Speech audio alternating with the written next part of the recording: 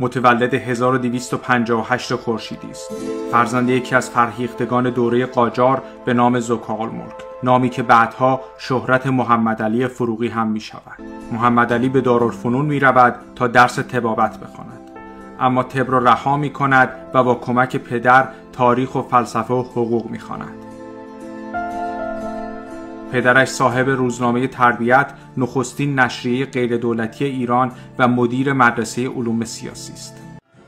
فروغی هم نخستین رئیس الوزرای رضا شاه است و هم اولین نخست وزیر محمد رضا شاه.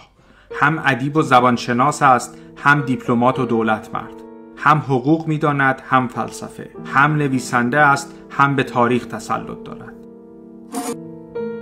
فروغی تمام عمرش را صرف مدرن کردن ایران می کند، اما خودباخته غرب نیست. در بازیابی هویت تاریخی ایران نقش کلیدی دارد، اما نه شوونیست است نه سنتگرا. فروغی احیاگر دولت ملت ایران شهری برای زندگی در عصر جدید است.